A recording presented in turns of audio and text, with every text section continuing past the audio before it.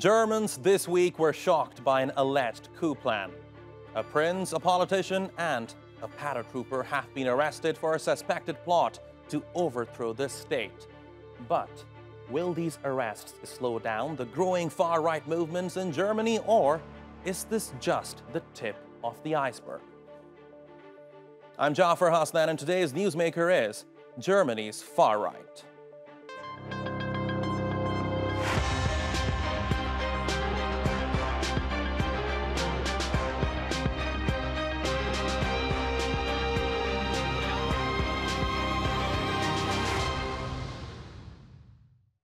Germany has arrested 25 people on suspicion of trying to seize power in a violent far-right coup. More than 3,000 police and security forces from 11 German federal states carried out multiple raids across the country, as well as in Austria and Italy. This is the latest effort by authorities to combat a rising tide of far-right extremism in the country. Officials have repeatedly warned that far-right extremists pose the biggest threat to Germany's domestic security. In 2019, a regional politician was killed and there was a deadly attack on a synagogue. A year later, in 2020, far-right extremists taking part in a protest against the country's pandemic restrictions tried and failed to storm the Bundestag building in Berlin. Now, after this week's arrests, politicians are calling for heightened security in Germany's parliament. Let's take a look at this week's events. It reads like a spy novel, but it's real life. This week, Germany arrested dozens of people on suspicion of plotting to overthrow the government. Prosecutors say the group was inspired by the deep state conspiracy theories of QAnon and the Reichsbürger. Only a further investigation will give us a clear picture how far advanced those coup plans were. Militant Reichsbürger are united by the hatred of democracy, for our state and for people who support our community. Members of the Reichsbürger don't recognize the legitimacy of modern-day Germany. They insist the larger Deutsche Reich still exists, despite the Nazis' defeat in World War II. Germany's monarchy was abolished a century ago, but a suspect who calls himself Prince Heinrich from the former royal house of Rus has designated himself the leader of a future state. The House of Rus has distanced itself from Heinrich, as have the residents of his town. I and the vast majority of people here have definitely nothing in common with these people. Nothing. I don't care what he calls himself, the 13th or the 18th. I really don't care. We want nothing to do with that. Prosecutors say Rus contacted Russian officials for help with his plans to establish a new order, but there is no evidence he received a positive response. This appears to be an internal problem for Germany, and they said this themselves, that there can be no question of any Russian interference. Other members of the Reichsbürger are believed to include several reservists and an active soldier in the Special Forces Command. A judge, who is a former member of parliament for the far-right AfD party, is also being investigated. The AfD has condemned the group's efforts. The plotters are suspected of developing an actionable plan to storm the Bundestag, the German federal parliament, with a small armed group. It's believed the group focused on recruiting members of the military and police. They had significant financial funding and were hoarding military hardware. Germany's domestic spy agency has been monitoring the Reichsbürger movement since 2016 and believe that around 21,000 people belong to this group. So, how dangerous is the far right in Germany, and what kind of challenge does it pose to Germany's democracy? Joining me now to discuss this from Berlin is Ulrich Brueckner. He's a professor of European Studies at Stanford University in Berlin. From Ankara is political analyst Klaus Jurgens. And from Washington, D.C. is Elisabeth Braw, a senior research fellow at the American Enterprise Institute. Thanks all for being with us here on the Newsmakers today. Uli, I would like to begin with you. To what extent do you think this suspected coup attempt has taken Germany by surprise? Well, everyone I was talking with saw the headline but didn't really care. because people are aware of something like a Reichsbürger phenomenon or people who disagree with the government. And in times of social media, it's easier for them to organize themselves. And there has been a lot of criticism in the Merkel years that the security authorities are blind on the right eye. And now that we have a different coalition, they try to make sure that the government is taking care of everything that could be a potential threat to Germany. And that's why they staged such a big orchestrated police operation to arrest 23 people who had plans but didn't really challenge the state of Germany. Okay, Klaus, were there signs present in the German society that possibly indicated that something like this could happen in a country like Germany? Well, there were certainly signs that extremist groups, in particular the far right, as my dear colleague just mentioned, somehow got away with it. They were not really topping the agenda of where and how to fight terror or extremism. Let me just give you a very brief quote. Zeit Online newspaper and online publication quoted one of the arrested suspects by having tweeted or went via Telegram just shortly before the raid started that there will be a kind of Nuremberg 2.0 and that prosecutors, judges, health department bosses will be replaced. And this alone underlines that there is a mindset which was overlooked for far too long, which indeed can become very, very dangerous. This time, after 1 year of observation, luckily nothing happened. But my biggest worry is this the tip of the iceberg? Elisabeth, let me put this to you. Is this the tip of the iceberg? As Klaus said, there were signs that there's a mindset operating within the country, and they would like to do something as bad as attempting a coup. Yes, in a sense, it is the tip of the iceberg. We should remember that social media really has contributed to spreading the spread of conspiracy theories on matters of all sorts of ideologies. So far left, far right, anti-vax, election denial, all sorts of things. And it's so easy to live in the social media bubble and to start believing it. And that's why we're seeing these seemingly really crazy activities, crazy aggression against the government in a number of countries, including against public health officials, because people get sucked into this bubble on social media where they create an alternative reality for themselves. Uli, I also want to focus on the response that has been given by the German government. Do you think the German government has done enough to stop or perhaps contain this threat from expanding?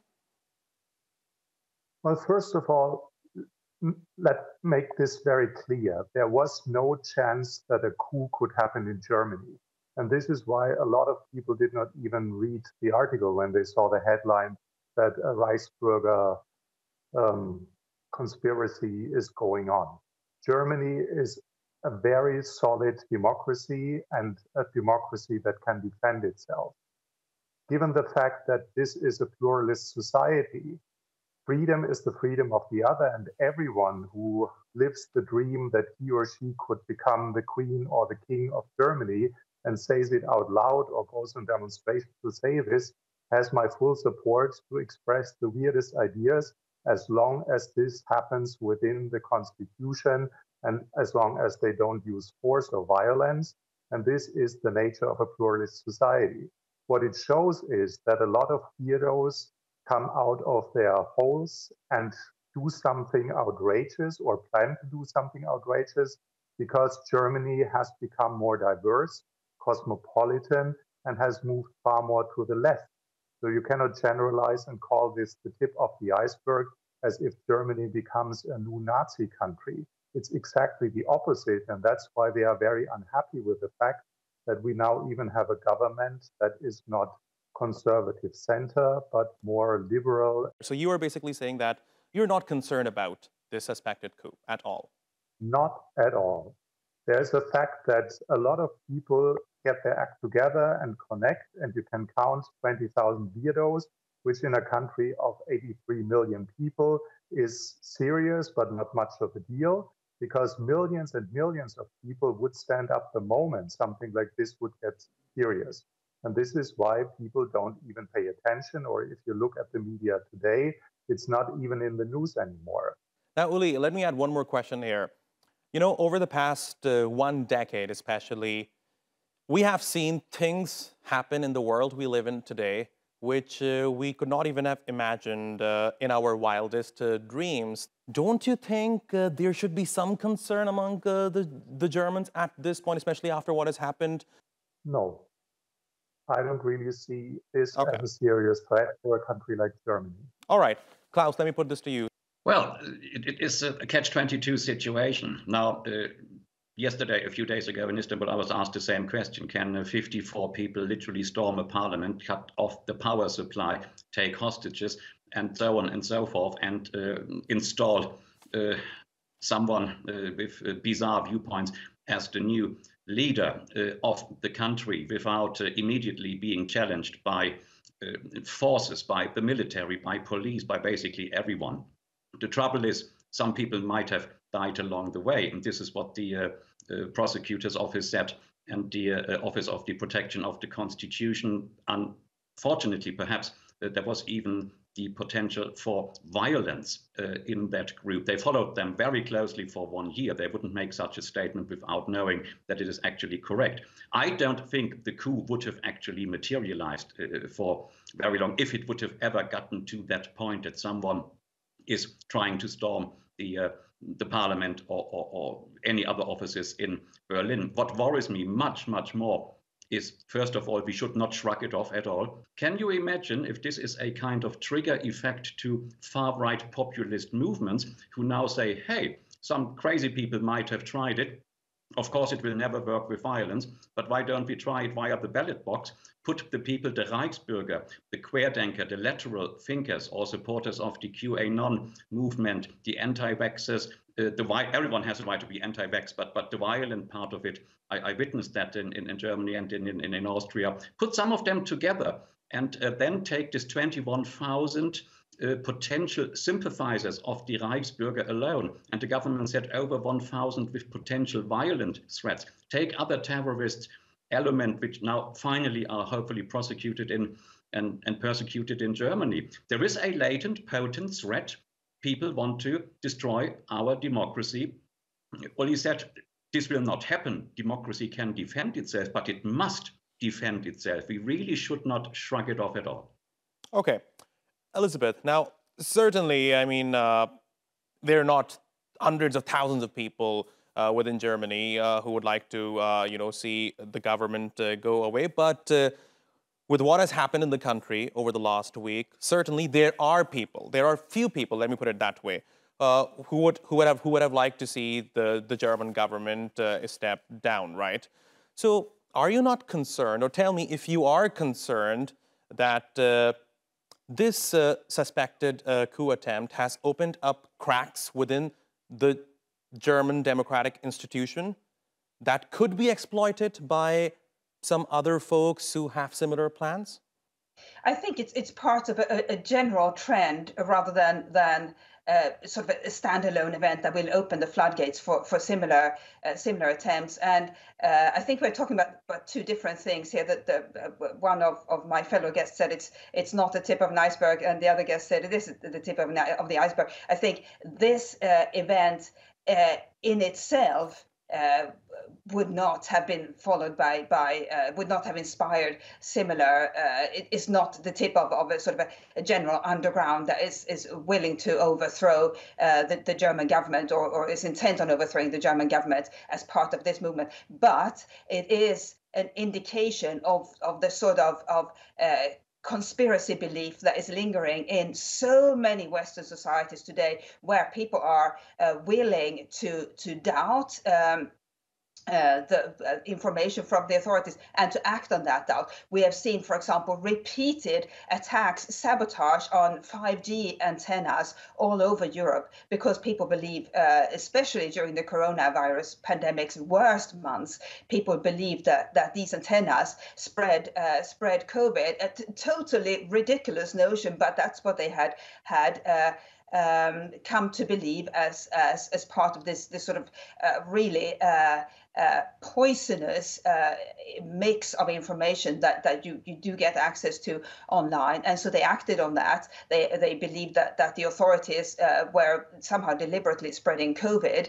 They, of course, also yet a different group acted on their belief that the authorities were somehow inserting toxic materials into their arms by vaccinating them against COVID.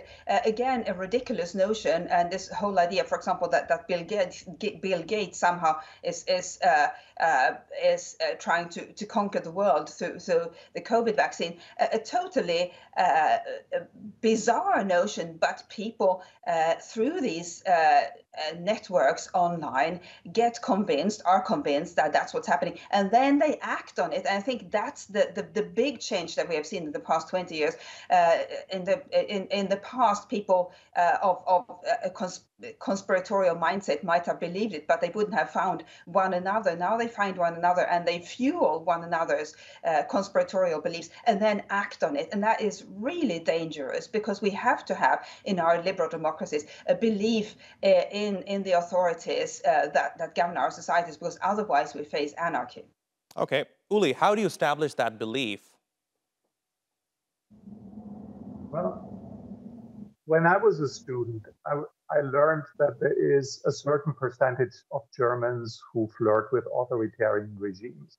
When I now look at my country, there's not only a deep trust in state institutions, but you have so many active democratic citizens who actively practice that democracy is working and that it's not a delegation of power to the elite or people who abuse their rights. There is a functioning system of checks and balances, and I have not the slightest idea what this handful of people who have been arrested were thinking, who's gonna wait for them.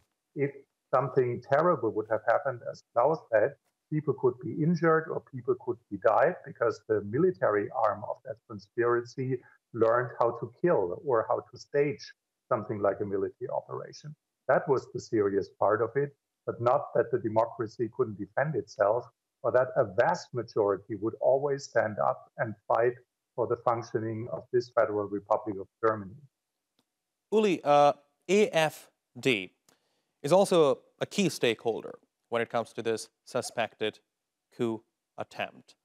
Not long ago, they won seats in the German parliament. I would like to get your thoughts on this. To what extent do you think the AfD has reinforced the far-right movement within Germany? Well, we are a pluralist system that is based on the assumption that you have different political programs and then you present them and then you compete and people have a choice. If you look how Germany works, you win elections in the center, which means that all the important parties in Germany cluster in the center, and it's sometimes difficult to identify who represents what.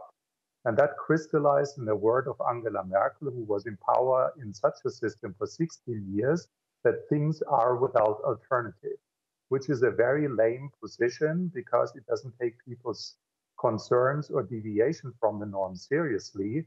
And that gives birth to an alternative that then looks as ugly as it appears. But the 10% that support the Alternative are not all neo-Nazis or spaced out lunatics. There are a lot of people who simply have a different idea of what Germany is or should become, but they are 10%, which means that over 80%, if we leave the other extremes or non-voters and whatever aside, are strong supporters. Okay, so let me put it this way. If that 10% has people who are neo-Nazi, who believe in changing the regime of the country, do you think those people contribute to the German parliament in a healthy way at all? Of course not. And this is why a democracy that can defend itself uses all its instruments and tools on every possible level to openly address it, to fight it with judicial instruments, with surveillance, with everything. And even the way this this police operation was orchestrated shows that it is very showy. Some of the media were informed long in advance to make it what we just see in the back of this presentation, that we have so many live pictures that in a serious operation would not be possible to record. Okay.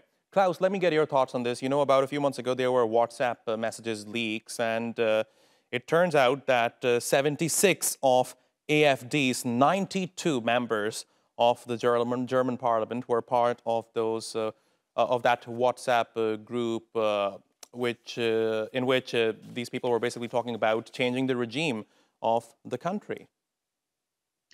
Absolutely. Again, agreeing with Uli. Yes, we have a democracy, and it survived. Of course, it survived. But the numbers are staggering. How many people actually resort to far-right notions? In some cases, far-left notions, anti-democracy notions. Let us call it like that. Now, there was a saying always: let more extreme political movements get elected. It takes away the steam from more radically inclined members of that movement. And after 3 or 4 years in a regional, in national, in local parliaments, those more far-right tending political movements will get used to business as usual. They will have their first own little corruption scandals. They will fire here and get high up there. They will get used to sitting for hours in parliament and discussing agenda items and anything, instead of even thinking about throwing stones at policemen or storming a parliament. So some would say it is actually a very good catalyst to take away the radicalism out of radical movements.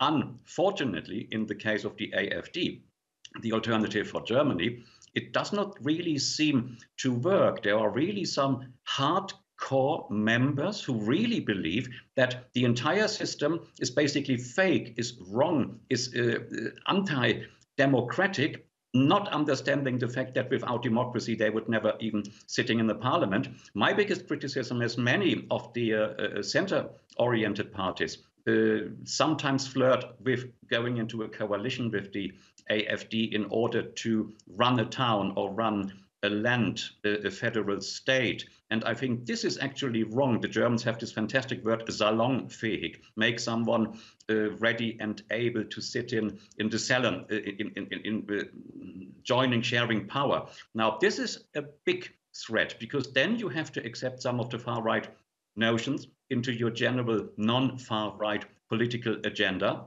What do you do? Highly dangerous. Okay, now, you know, there is certainly one thing that I believe we can all agree on, and that is that far-right extremism is on the rise. And especially over the past few years, it appears that it has been gaining momentum. For example, the Capitol insurrection in the United States, and surprisingly, the ones who perpetrated this attempt in Germany were inspired by the QAnon group in the US. So, Elisabeth, my question is, do you think these far-right movements across the world are interconnected? And if they are, do you think we should have a global coalition to counter them? To some extent, they are interconnected, or rather, they get inspired by one another. But we should remember that so much of this is not really about a coherent ideology. It's a general distrust of the government, which is why, for example, in QAnon, we have seen just the most diverse group of people. So the yoga crowd, as it were, far left activists, far right activists, and they don't really have any sort of shared beliefs apart from this belief in a Q who should rule the world and is whose arrival they expect. Really, a totally